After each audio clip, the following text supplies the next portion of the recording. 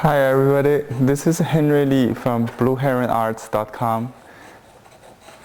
Today we're going to introduce some basic utensils and medium for Chinese painting. There are 4 treasures of artist studio. That is the ink, Inkstone, and the Inkstick I'm grinding with to make ink paste. This is the traditional way. Still, I think the ink paste is better than bottled ink, the liquid ink, because you can control the consistency. Usually we make a very thick ink paste. You can grind until you see the traces in the bottom of the Inkstone. And you can use this time to plan your painting by looking at the plain paper in front of you. Imagine the images you're going to do. By the way, the paper we use, orthodox paper, is the Xuan paper. It's a rice paper, known in English. It's the single ply Xuan I'm using. It's the basic Xuan, and very classic. It's the orthodox of Chinese painting. And the character of this paper is it records all the movement and strokes with watermarks. And the key is to master that. I will talk about that a little bit later. And then the fourth tool we use is a brush. Of course, it's Chinese brush painting.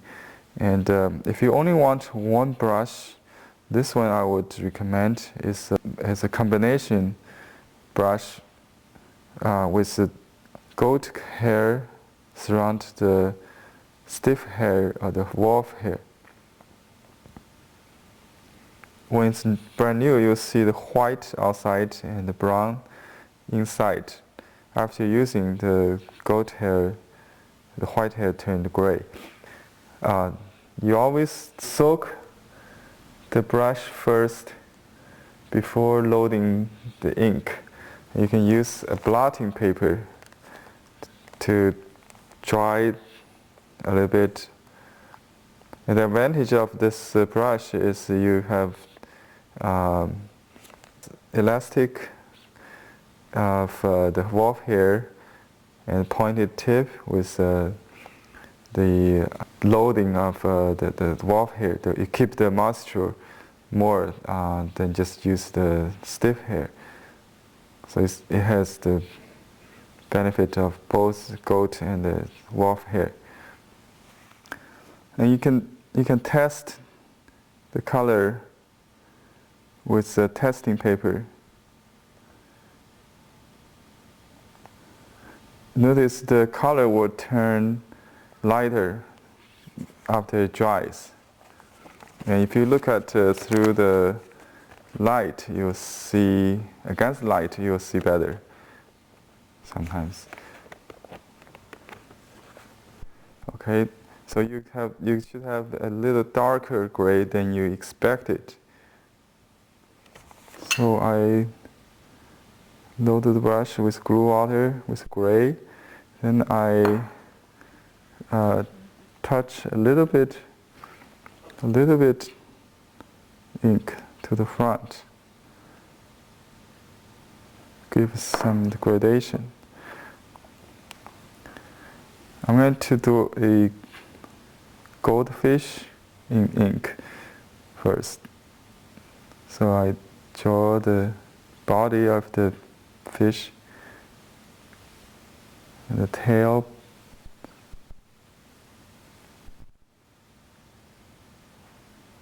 Just like that. And then I overlap 2 strokes here You see the watermark. That's the magic of this Chinese shuan or rice paper. You can see the two strokes cannot perfectly blend. That's the advantage, also the disadvantage if you don't master it well. And then add a third stroke. Fourth, this side, until the brush exhausted. So you can count the strokes. If you try to make it up, everybody will know, even hundreds of years after you paint, you can still tell the makeup strokes. The fins,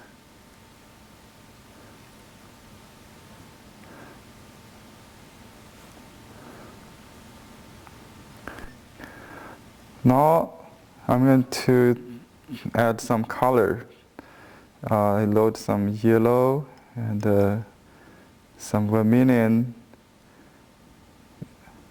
Vermilion is a mineral color. That's the only color I will use directly without other color as a base on the front of the rice paper. Other mineral color I use on the back and combine with other transparent colors.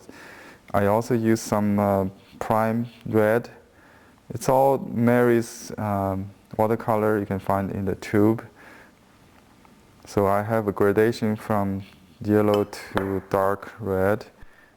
And here is, before the ink gets dry, you add the red and let it blend in. See that area that combines? So a little overlap. Okay. Then I change to ink brush again, and then do the little, I need to make sure the brush is not too wet, so I use a test paper to test the water, make sure it's not bleeding. And then I draw mouth, an eye,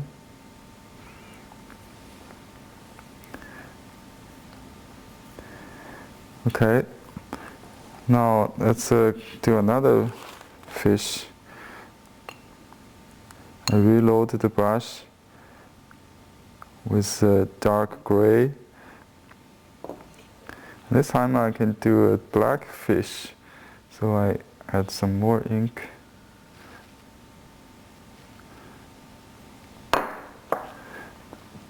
And you see how to find the room, maybe do this on this side. And you can twist the brush like that.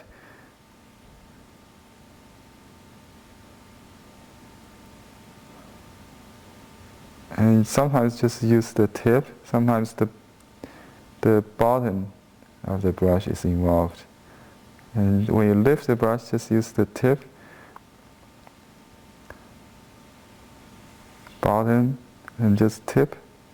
So you lift the brush, right? And when you do the fins, you just use the front of the brush. And the joint between the fins and the body should narrow, avoid.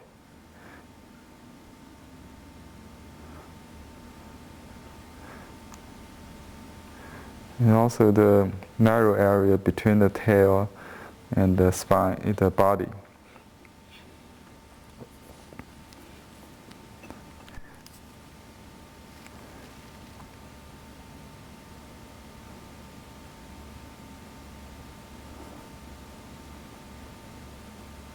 This is a dragon eye, kind of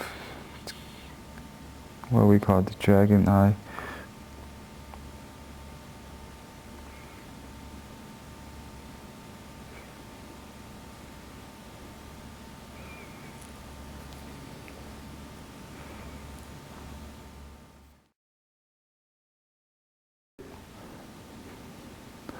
I use a peach sap glue water to dilute the ink.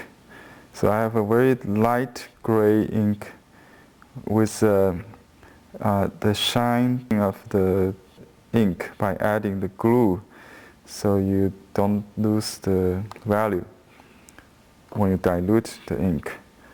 You can see that I add a little bit ink to the front, so a little degradation, a little bit.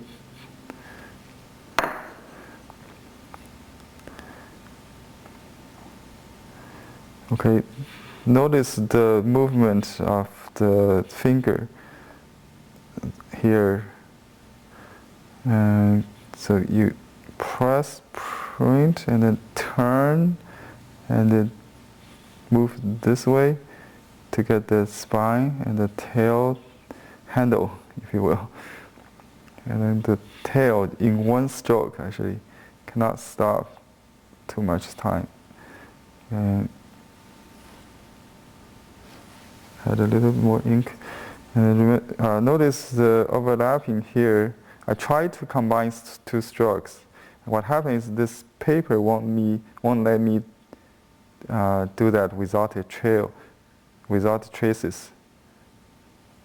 So you see the combined line with the white watermark.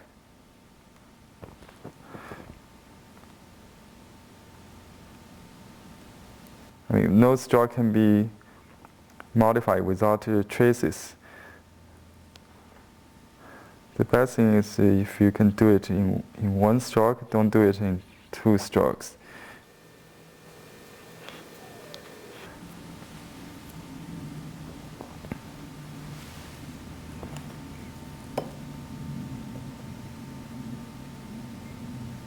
I got some red.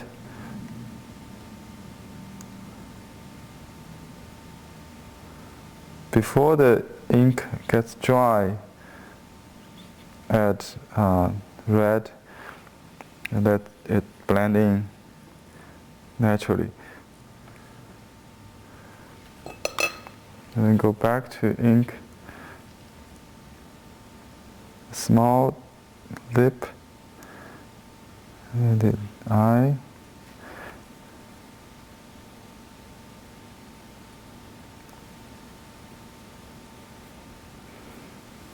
Okay, then you can do another one on this side.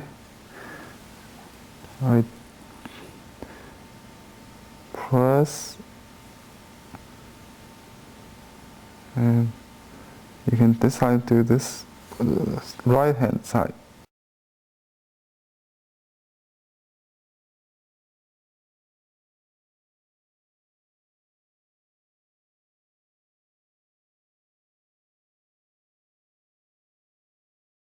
Okay, then add ink.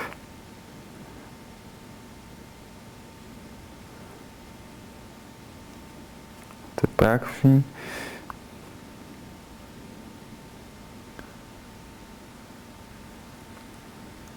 A little lip.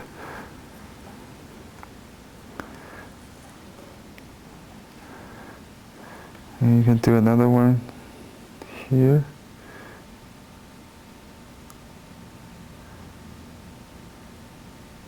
It's under the first fish.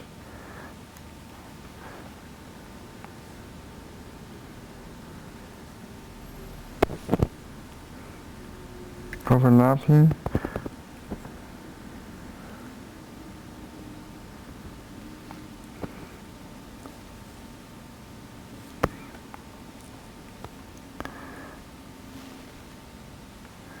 And also add color to the head.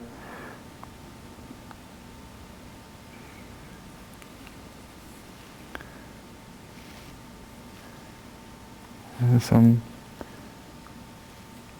details, the lip, the little eye, but the fins.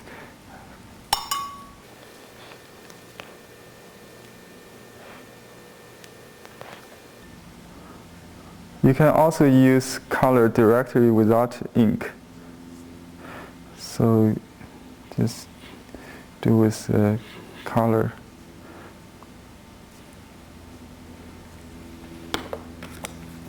But you still need to define eye.